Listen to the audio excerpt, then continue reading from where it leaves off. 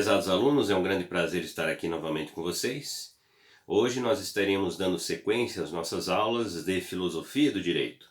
E hoje nós trazemos dois temas, que são temas que representam correntes filosóficas que trazem para nós uma forma diferenciada de pensar a filosofia, principalmente dentro da característica do realismo jurídico e do existencialismo jurídico. Quando tratamos da característica do chamado realismo jurídico, nós estaremos dizendo que, a partir dessa corrente filosófica, nós temos o aspecto jurídico relacionado principalmente pela ideia do fato, né?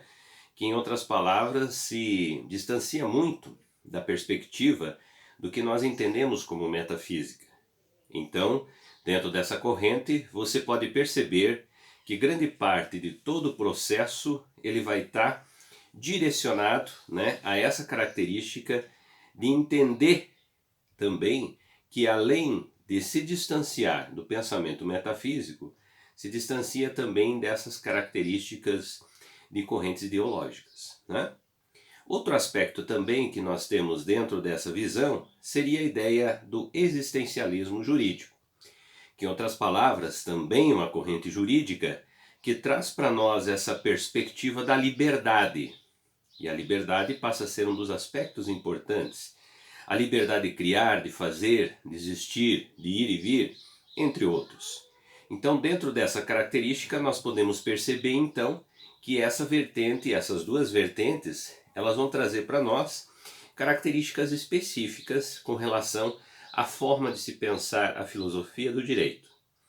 São correntes importantes, são correntes que trazem diversas discussões sobre a filosofia do direito.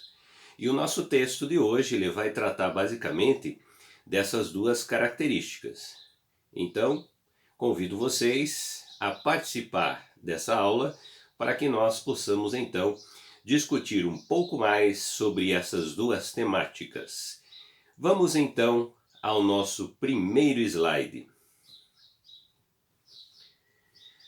O realismo jurídico é uma corrente de pensamento que possui inúmeras vertentes, entre as quais se encontram as duas mais destacadas: saber, o realismo jurídico norte-americano, corrente para a qual a realidade consiste naquilo que os juízes decidem, e o realismo jurídico escandinavo, corrente para a qual a realidade consiste naquilo que existe de fato com a realidade psicossocial, e que procura enfatizar a pesquisa sobre o direito, e não em fenômenos naturais, justnaturalismo, ou em normas jurídicas e estatutos legais, justpositivismo, ou ainda em fenômenos ideais ou valorativos, idealismo, para centrar-se a pesquisa sobre o direito,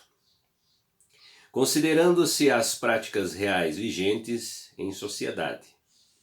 O que unifica as diversas tendências do realismo jurídico é o que seu caráter antimetafísico, o que menos interessa, segundo o método empirista dos teóricos realistas, é a tomada de conhecimento acerca do direito, norma, e mais do direito vigente na sociedade. No entanto, deve-se compreender que muitas das concepções e categorias desenvolvidas pelo realismo jurídico, especialmente o norte-americano, estão profundamente marcadas pelo pragmatismo e pelo common law, tornando-se, por isso, de mais difícil compreensão a adequação para sistemas jurídicos codificados. Assim, essas duas correntes filosóficas, né, tanto o realismo quanto o existencialismo, trazem para nós essa forma de pensar. Em especial, nessa característica apresentada para vocês aqui, o realismo jurídico, ele traz para nós então essas duas correntes, né, que são importantes dentro dessa forma de pensar, que é a norte-americana e a escandinava. Então, nesse sentido, o que nós podemos observar? que grande parte dessas tendências filosóficas, elas vão, em outras palavras, se distanciar de outras características filosóficas que existem também. Se nós pensarmos no justnaturalismo, o justpositivismo e o próprio idealismo, são três frentes às quais, o próprio realismo jurídico busca, em outras palavras, trazer outra alternativa, outra forma de pensar, outra forma de discutir essa temática. Vamos ao nosso próximo slide. A obra de Alf Ross consegue conciliar o traço de uma análise do direito de Common Law com os traços da análise do direito do Civil Law, servindo, portanto, de importante fonte de análise crítica de outras tradições teóricas, inclusive do próprio realismo norte-americano. Ademais, desenvolve dentro das tendências radicais do realismo, como a de Lutstedt, uma visão conciliadora, moderadora, que não elimina a relevância das normas jurídicas em prol da realidade, mas enfatiza o encontro das normas jurídicas com sua vigência na realidade social. No lugar da validade, da noção de vigência, ganha muita força no pensamento realista. E o que de fato é feito por meio de normas na realidade importa mais do que os conceitos jurídicos que elaboram por sua existência lógica ou formal. Ainda mais, para o realismo de Alf Ross, os idealismos impedem que se perceba a principal fonte do direito, a saber, a experiência jurídica real e centrada na sociedade, em sociedade. Assim a gente pode perceber, então, que é um dos aspectos que vai trazer essas análises do direito Common Law, tanto Common Law como também a perspectiva do Civil Law. Então essas duas linhas de pensamento, elas vão estar centradas aqui como fonte de análise e discussão. Então elas vão trazer efetivamente essa possibilidade, dessas ampliações, ou seja, pela crítica, através da crítica, você percebe que as discussões elas avançam, elas vão tomar um outro porte aí dentro dessa realidade. Vamos ao nosso próximo slide. Direito e sistema jurídico. A posição teórica realista revela uma preocupação muito específica em face de outras tradições, enfatizando a empiria em fase da razão e na constatação de algo mais importante do que o regramento. Essa preocupação diversa quanto à ênfase da empiria em face à razão faz do método científico do direito uma questão central para o realismo jurídico.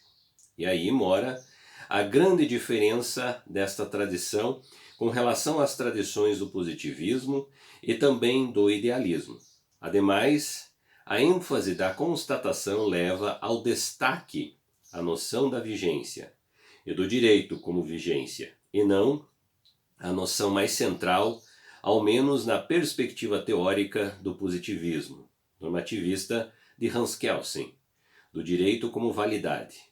Apesar de Alf Ross reconhecer a importância de Hans Kelsen em sua vida, formação e obra, e acompanhar a obra de Hans Kelsen em vários aspectos, diverge de considerável número de aspectos de sua forma de compreensão da realidade como realidade dividida entre o ser e o dever ser. A crítica nesse momento, nós podemos perceber que ela é, em outras palavras, construída através da análise de outras teorias. Então, quando nós falamos do direito como um sistema jurídico dentro dessa perspectiva, é claro que grande parte do autor, como Alf Ross, por exemplo, ele vai trazer para nós a crítica diante de outras realidades, como é o caso, por exemplo, da teoria de Hans Kelsen, quando fala da teoria pura do direito. Ele vai, em outras palavras, trazer esse processo, ou seja, uma perspectiva que vai muito além de somente essas restrições trazidas por Kelsen. Assim, nós podemos perceber então que ele traz uma nova forma de pensar. E essa nova forma de pensar vai entre essa diferença das tradições que são impostas, são caracterizadas dentro desse mecanismo, e ao mesmo tempo a análise de uma nova forma de pensar o direito. Ou seja, com esse processo da ênfase que ele traz sobre essa característica da empiria. Então, a empiria ela passa a ser um ponto importante dentro das nossas discussões aqui dessa linha filosófica. Vamos ao nosso próximo slide. Direito e justiça. A abordagem realista prescinde de um conceito de justiça para afirmar-se teoricamente como teoria. Ora, isto é integralmente coerente com o método empírico, que não pode crer naquilo que não observa concretamente. Por isso, as condições realistas se distanciam da tarefa de pensar o direito apontando para um ideal de justiça, ou ainda apontando para um conceito filosófico de justiça. Alf-Ross irá se deter em capítulos de sua obra Direito e Justiça para analisar e se distanciar das demais correntes filosóficas que pensaram o direito por meio de um conceito de justiça. Aceita-se a realidade como ela é, e como manifestações dos usos sociais e das práticas que estão vigentes, e não por deslocamento utópico em direção às noções ainda não completamente presentes na realidade concreta. Aí a gente pode perceber, em outras palavras, que Alf-Ross ele traz para nós essa característica da realidade da vivência.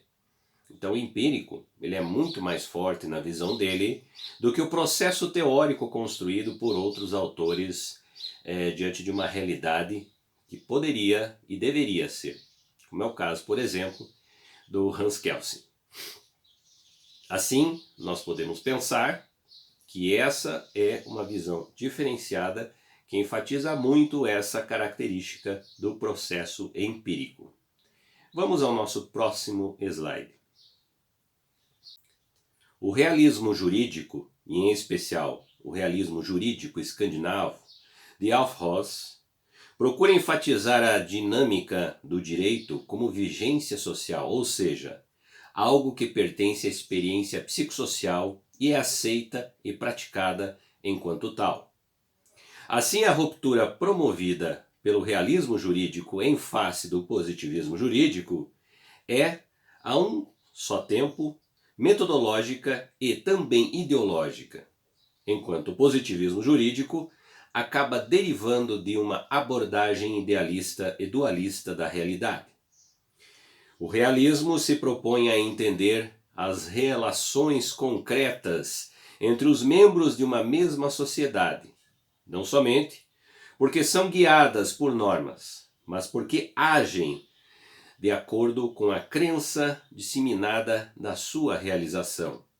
A ênfase do realismo psicocomportamental recai mais sobre a figura do juiz, que é quem de fato toma as decisões e concretiza o direito, e menos sobre a figura do legislador, que idealiza o direito, norma, e o faz estar posto por meio de validade jurídica. Assim, a gente pode perceber, então, que dentro dessa linha de raciocínio do processo empírico, ele consegue efetivamente justificar, as suas tendências. Então, Alf-Ross, ele busca basicamente, através desse processo empírico, quais são as explicações plausíveis que poderiam, então, enfatizar a sua corrente, a sua forma de pensar, a sua perspectiva filosófica dentro da área do direito. Então, dentro dessa característica. Então, ele traz para nós essa vivência. E essa é, em outras palavras, um dos pontos centrais da discussão da sua característica teórica. Vamos, então, ao nosso próximo slide. Existencialismo jurídico. Dentro dessa característica, então, a gente vai tomar a base, né, muito forte com relação a esse processo da liberdade. Então a liberdade, dentro dessa linha de raciocínio, vai nos trazer então essa vivência, ou seja, uma forma diferenciada. Então o existencialismo jurídico, além também de uma corrente filosófica, nos traz essa possibilidade de discussão, né, que vai enfatizar, em outras palavras, o princípio da liberdade, existir, fazer, criar, uma série de aspectos, ir e vir, uma série de aspectos que vão contribuir também, né, diante das discussões relacionadas principalmente a essa perspectiva do direito. Então a filosofia do direito, ela busca, através dessas análises, dessas discussões, esses caminhos que nos ajudam a refletir sobre o direito. Então vamos ao nosso slide. O existencialismo, como corrente filosófica, ficou famoso com Sartre, especialmente com a frase que ganhou ainda maior notoriedade: estou condenado a ser livre. Existem muitas vertentes existencialistas, inclusive dedicadas à enunciação de uma filosofia jurídica existencialista. O existencialismo apresenta-se não como uma filosofia única, independente do autor, que preconiza seus pressupostos teóricos, mas como uma pluralidade de tendências existencialistas, desde seus precursores, com matrizes diversas, com visões diversas, com consequências teóricas diversas. Todas as tendências, porém, desde o existencialismo até o cristão, partem de uma mesma premissa, qual seja a de que a existência precede a essência. Aspectos importantes. Então nós temos uma visão diferenciada aqui, que vai pregar, em outras palavras, como eu havia comentado aqui, nesse espaço, que seria a ideia da liberdade. Então uma série de aspectos que vão envolver essa perspectiva da liberdade será discutida dentro desse mecanismo que nós chamamos aqui então de existencialismo jurídico. Vamos então ao nosso próximo slide. Existencialismo camusiano. A interpretação conjunta das obras do filósofo e escritor Albert Camus permite vislumbrar os traços que identificam como um legítimo representante do existencialismo francês. Em obras tais quais O Estrangeiro e A Peste, entre outras, evidencia-se sua preocupação em explorar uma filosofia do absurdo, corrente de um sentimento de vazio pela arbitrariedade das coisas, pela sutileza dos conceitos e definições dos discursos humanos, pela vacuidade das práticas mundanas, pela efeminidade das pretensões humanas, pela hipocrisia das ambições sociofinanceiras, pelo caráter tênue dos limites e das linhas divisórias entre o certo e o errado, entre o justo e o injusto, entre o bom e o mal, entre a preguiça e o ócio, entre o desmando e a força de caráter, entre a irresponsabilidade e o desprezo dos interesses materiais humanos. Uma grande quantidade de informações aqui que trazem essa perspectiva de Albert Camus, que vai, em outras palavras, decorrer através dessas características existentes dentro da sociedade. Então, além dessas análises, ele traz para nós essa vertente que vai, em outras palavras, discutir aspectos presentes, como ele mesmo identifica no seu texto, presentes na sociedade. Vamos adiante, então, ao nosso próximo slide. Camus ensina o que deve ser o razoável: viver por meio da expressão do antimodelo de comportamento figurado por suas personagens atípicas, apáticas, nebulosas e descontextualizadas. Quanto às próprias noções de justiça e de patriotismo, são de complicada identificação prática, O que deseja Camus tornar claro aos olhos e ao fato de que o mundo não pode ser inteiramente conceitualizado, pois está para além da vã racionalidade humana. Será a revolta que haverá por em questão o mundo a todo segundo. E é essa mesma revolta que permite a reavaliação das condutas humanas. Assim focaliza-se o homem nos momentos em que ele é mais homem, ou menos seja, na própria vivência das situações. Então há nisso preocupação de identificar no homem não algo diferente do que realmente é, mas como se comporta de fato, diante da realidade vivida. Então aí, em outras palavras, todo esse processo que é dentro dessa linha de filosófica de pensamento, da filosofia do direito, ele vai trazer então essas essências, essas características presentes no homem dentro da sua vivência e da sua existência dentro desse mecanismo. Então, como efetivamente esse homem se comporta dentro da sociedade. Vamos adiante então ao nosso próximo slide. Existencialismo sartriano. O existencialismo sartriano afirma que a condição humana não pode expor o homem das definições universais, pois o homem é o que se faz, ou seja, no processo de autodefinição, a subjetividade constrói-se por escolhas de liberdade, torna-se produto no futuro. Então o homem, a princípio, não é nada, mas passa a ser conforme existe. Vivencia e determina a partir de seu presente, o seu futuro. É isso que motiva a que se diga que é de erros, desacertos e ajustes que se pode construir a história humana. Como diz Sartre em outra passagem, fazer e ao fazer, fazer-se e não ser nada senão o que se faz. Ou ainda, em outras palavras, o erro é essencial à verdade. Assim podemos perceber, então, que nessa visão de Sartre, nós podemos pensar então que o homem constrói efetivamente, através de erros, acertos, a toda a sua característica de vivenciar a sociedade.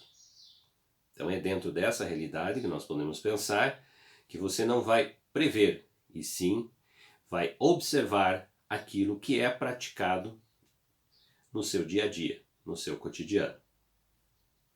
Assim, nós podemos perceber então que é, em outras palavras, essa característica que vai ser referendada dentro dessa linha teórica que apresenta diversos autores aí. Vamos ao nosso próximo slide. Proposta existencialista. Antes de qualquer coisa, há de se dizer que o existencialismo faz do homem não um objeto de estudo universal, mas um contingente, um ser que vive e que existe, entre outras coisas, que vivem ou simplesmente existem. O que faz o homem diferenciar-se da mundanidade em que se encontra é o fato de ser consciente. Essa é a base para diferenciar o ser em si, tudo que existe menos o homem, do ser por si, o homem como ser consciente de si. Antes de ser consciente e de se constituir como consciência autônoma, o homem existe. E é por isso que a existência precede a essência desse sujeito, que se descobre como autor de sua própria vivência. Assim, em outras palavras, a existência e a essência, elas são aspectos aqui presentes nessa característica chamada existencialista. Então, esse princípio, ele vai, em outras palavras, dar uma ênfase muito forte, então, com esse processo da existência. Embora o homem tenha a sua essência, mas a existência é o que o faz agir ao seu cotidiano. Então, em outras palavras, a essência é aquilo que o homem traz diante de toda a sua realidade de formação. Mas a existência, em outras palavras, ela é efetivamente um dos aspectos importantes porque traz essa discussão com relação à sua prática. Vamos adiante então ao nosso próximo slide. Existencialismo jurídico. O que se disse com relação ao existencialismo é igualmente cabível ao existencialismo jurídico. Tendência recente na área jurídica. É sem dúvida um desdobramento dos estudos filosóficos existencialistas. E por isso, seus fundamentos e suas premissas são já as anteriormente afirmadas, ou seja, há no existencialismo um profundo humanismo. Há nesse humanismo a defesa da liberdade, com a responsabilidade que dela decorre. Há no existencialismo a preocupação de afirmar a essência como algo decorrente da existência.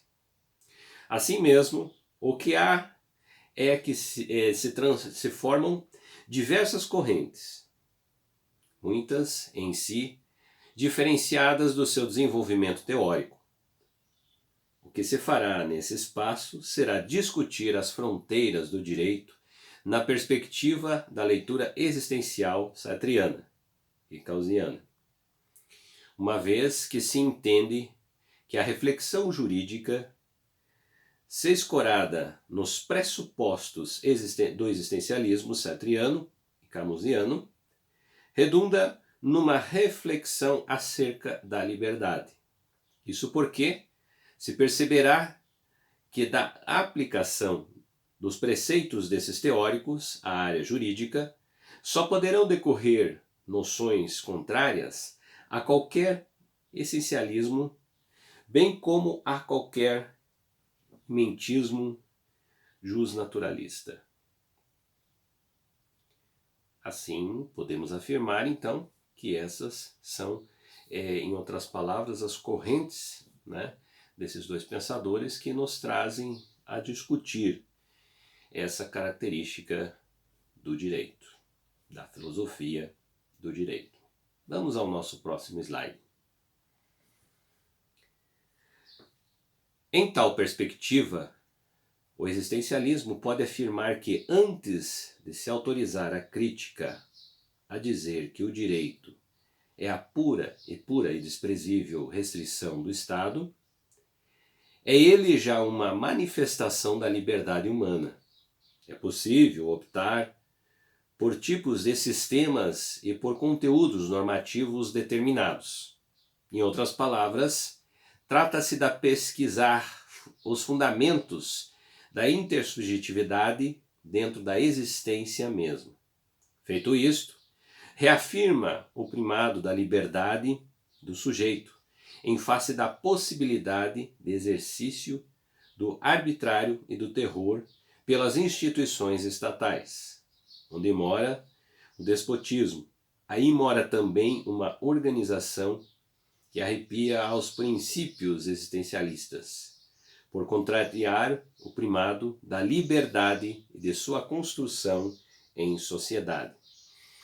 Parte desse princípio que a gente pode perceber, então, essa relação da crítica que se faz sobre toda a estrutura do pensar o direito, do aplicar o direito, da vivência do direito e da essência do direito.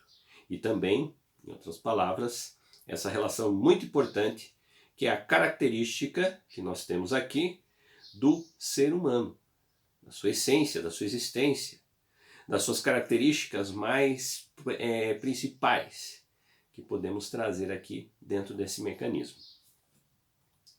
Assim, a gente pode perceber então que as discussões elas estavam pautadas dentro dessas características, da forma de agir, da forma de pensar, que vão trazer para nós então essas reflexões aqui. A todos vocês, muito obrigado por esse momento aqui que nós estivemos juntos, né? E digo a vocês a importância, reafirmo a importância de vocês lerem os textos indicados para que possamos então ampliar as nossas discussões aqui dentro da disciplina de Filosofia do Direito. Até mais!